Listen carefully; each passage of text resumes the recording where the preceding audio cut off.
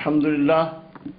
الحمدللہ الذی کفا والصلاة والسلام علی رسول الذی اصطفیٰ اما بعد۔ حضرات گرامی،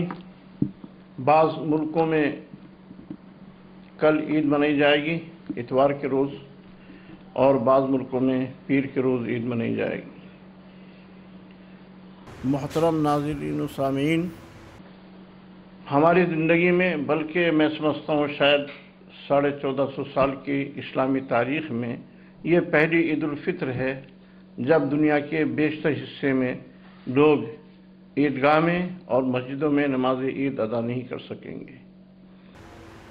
آج دنیا کے زیادہ تر ممالک کورونا وائرس سے دوچار ہیں۔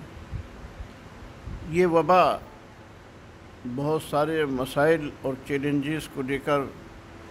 پوری دنیا میں پھیلی ہوئی ہے۔ اللہ تعالیٰ تمام انسانوں کی حفاظت فرمائے۔ پہلی مرتبہ ہم لوگ بھی کووڈ-19 کے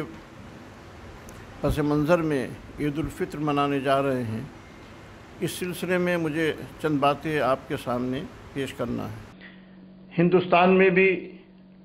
حکومت نے یہ فیصلہ کیا ہے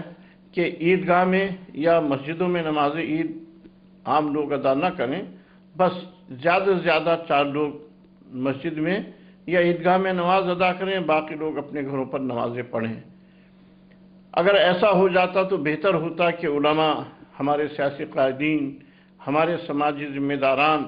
دینی جماعتوں کے رہنما، ملی اداروں کے اداران حکومت ہند سے اپیل کرتے کہ عید کے دن ہمیں اجازت دی جائے کہ ہم سوشل ڈسٹینس کے ساتھ مساجد اور عیدگاہ جائیں اور سوشل ڈسٹینس کے ساتھ ہم نماز عید ادا کریں۔ مختصر نماز عید ہوتی جو 10 منٹ میں پوری ہو جاتی، اور اس کی اجازت دینے کی کوشش کی جاتی، کیونکہ ہم یہ دیکھتے ہیں کہ مختلف مقامات پر بھیڑ نظر آتی ہے۔ پرواسی مزدوروں کی بھیڑیں ہیں جگہ جگہ، اس طرح اسٹیشنوں پر بہت بھیڑ نظر آتی ہے، بازاروں میں بھیڑ نظر آتی ہے، احتجاجی جلوس میں بھیڑ نظر آتی ہے۔ بہت سے پروگرام نیتا وغیرہ کرتے رہتے ہیں، کھانے پینے کے پروگرام ہو رہے ہیں، لوگ کھانا تقسیم کر رہے ہیں، کھانا لینے کے لیے لوگ جھپٹ رہے ہیں، تو کسی سوشل ڈسٹینس کا کوئی اہتمام نہیں کیا جاتا۔ اگر سوشل ڈسٹینس کے ساتھ نمازیں ادا کی جاتی مساجد میں اور عیدگاہ میں تو یہ زیادہ بہتر ہوتا، لیکن ہمارے ذمہ داران ایسا نہیں کر سکے۔ اس کے لیے اگر کوشش کی جاتی اور انہیں یہ یقین دلایا جاتا کہ ہم سوشل ڈسٹینس کے ساتھ نماز عید ادا کریں گے تو شاید اس کی اجازت مل سکتی تھی، لیکن اب تو وقت گزر چکا ہے۔ اب جبکہ حکومت نے یہ فیصلہ صادر کر دیا ہے کہ مساجد میں صرف 4 افراد نماز پڑھ سکتے ہیں، 1 امام اور 3 اس کے مقتدی، تو اب ہمیں کوئی غیر قانونی کام نہیں کرنا چاہیے۔ مسلمانوں کو ہمیشہ یہ چاہیے کہ وہ کوئی اللیگل کام نہ کریں، ہمیشہ لیگل کام کریں۔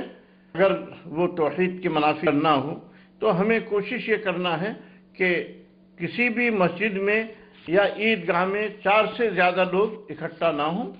1 امام رہیں اور 3 مقتدی رہیں، اور ان افراد کی تعیین پہلے سے کر لی جائے۔ ایسا نہ ہو کہ کچھ لوگ اس خواہش اور تمنا میں پہنچ جائیں کہ بھئی ان 3 آدمیوں میں ہم ہوں گے، تو امام صاحب اور مؤذن اور ایک جو وہاں صفائی کرتے ہیں مسجد میں، اگر اس کے کوئی اس طرح کے فرد ہوں، اور یہ امام اور مؤذن باقی 2 لوگوں کو بھی طے کر دیں کہ کون لوگ نماز پڑھیں گے عید کی، تو پہلے سے یہ بات طے ہو جائے اور یہ اعلان کر دیا جائے لاؤڈ اسپیکر کے ذریعے، مختلف ذرائع کے ذریعے، بستیوں میں، آبادیوں میں، کہ لوگ عیدگاہ میں نہ پہنچے اور مساجد میں نہ پہنچے، بلکہ اپنے گھروں میں نماز ادا کریں۔ گھروں میں آپ نماز عید بھی ادا کر سکتے ہیں، اور اگر کوئی شخص ایسا نہیں جو نماز عید پڑھا سکتا ہو، جس کی تفصیل میں ابھی بتاؤں گا، تو آپ نماز شکر ادا کر سکتے ہیں، کیونکہ اصلاً نماز عید تو شکرانے کے طور پر ہم پڑھتے ہیں کہ اللہ تعالیٰ نے جو رمضان کی سعادت ہمیں بخشی تھی اور روزے رکھنے کی جو توفیق عطا فرمائی تھی، الحمدللہ ہم نے حتی الامکان کوشش کی ہے کہ روزے کا محقق رکھ سکیں، تو اس خوشی میں ہم عید مناتے ہیں اور عید کی نماز پڑھتے ہیں اور اللہ کا شکر ادا کرتے ہیں۔ تو آپ گھر پر نماز شکر ادا کر سکتے ہیں، 2 رکعت یا 4 رکعت، اور وہ جماعت سے بھی آپ پڑھ سکتے ہیں اور ایک ایک بھی پڑھ سکتے ہیں، انشاءاللہ وہ متبادل ہو جائے گا آپ کا نماز عید کے لیے، کیونکہ اللہ تعالیٰ انسان کے دلوں کو، مجبوریوں کو، پریشانیوں کو اور حالت اضطراری کو اللہ تعالیٰ ہم سے زیادہ جانتا ہے اور ہم سے زیادہ گویا کہ اسے علم ہے۔ یہ بھی ہو سکتا ہے کہ آپ نماز اشراق پڑھ لیں 4 رکعت، یعنی جب آپ دیکھیں کہ سورج 1 یا 2 نیزے اونچا ہو گیا ہے تو نماز اشراق پڑھ لیں، اور تھوڑی دیر سے اگر آپ پڑھیں تو نماز چاشت پڑھ لیں، یہ بھی اس کا متبادل ہو جائے گا۔ اور آپ نماز عید گھر پر پڑھنا چاہیں تو بہتر یہ ہے کہ آپ کمرے سے باہر اپنے دالان میں پڑھیں، اور اگر صحن ہو۔ عید کی نماز چونکہ سال بھر میں ہم صرف 2 مرتبہ پڑھتے ہیں، اس لیے اکثر اس کی ترکیب ذہن میں نہیں رہتی ہے، تو اس لیے اس کی ترکیب اور ترتیب ہمیں مستحضر کر دینی چاہیے۔ پہلی بات یہ یاد رکھیے کہ کوئی بھی عبادت نیت کے بغیر قبول نہیں ہوتی ہے، تو نیت بہت ضروری ہے، اور نیت نام ہے دل میں ارادہ کر لینے کا۔ تو آپ دل میں ارادہ کریں کہ آپ 2 رکعت نماز پڑھ رہے ہیں عید کی، میں زائد 6 تکبیروں کی، اس میں 6 زائد تکبیریں ہوتی ہیں، اس امام کے پیچھے نماز پڑھ رہے ہیں، تو یہ نیت آپ دل میں کر لیں تو کافی ہے۔ احناف کے ہاں یہ ہے کہ زبان سے بھی اگر آپ کہیں تو بہتر ہے کہ میں پڑھتا ہوں 2 رکعت نماز عید الفطر، میں زائد 6 تکبیروں کے اس امام کے پیچھے، اور یہ کہہ کر آپ تکبیر تحریمہ کہیں گے اور ہاتھ باندھ لیں گے، اللہ اکبر۔ پھر ثنا پڑھیں گے، امام بھی ثنا پڑھے گا، آپ بھی ثنا پڑھیں گے، سبحانک اللہم، اور اس کے بعد 3 زائد تکبیریں کہی جائیں گی۔ امام 3 زائد تکبیریں کہے گا، مقتدی بھی اس کے پیچھے 3 زائد تکبیریں کہیں گے، اللہ اکبر، اللہ اکبر، اللہ اکبر۔ زائد تکبیریں کہتے ہوئے کانوں تک ہاتھ اٹھائیں گے اور چھوڑ دیں گے، تیسری تکبیر پر ہاتھ باندھ دیں گے آپ، کیونکہ آپ کے ہاتھ باندھے ہوئے تھے پہلے تکبیر تحریمہ پر۔ اس کے بعد امام قرأت کرے گا، اعوذ باللہ من الشیطان الرجیم، بسم اللہ الرحمن الرحیم پڑھیں گے وہ، آپ خاموش رہیں گے۔ امام قرأت کرے گا، اس لیے کہ امام کی قرأت ہی مقتدی کی قرأت ہوتی ہے۔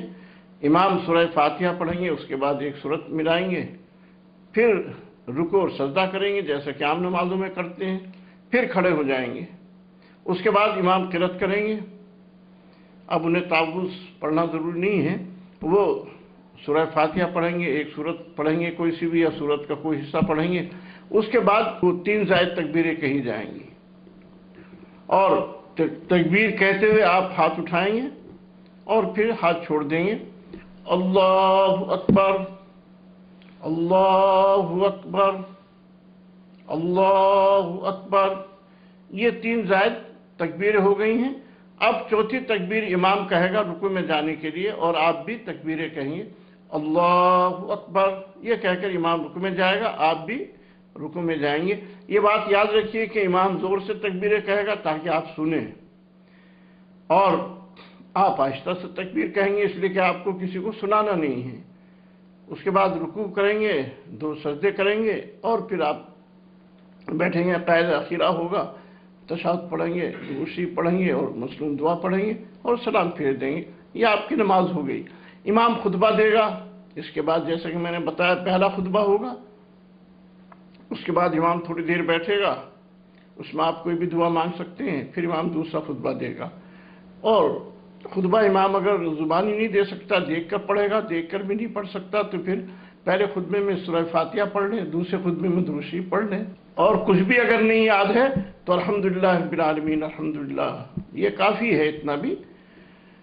تو حضرات،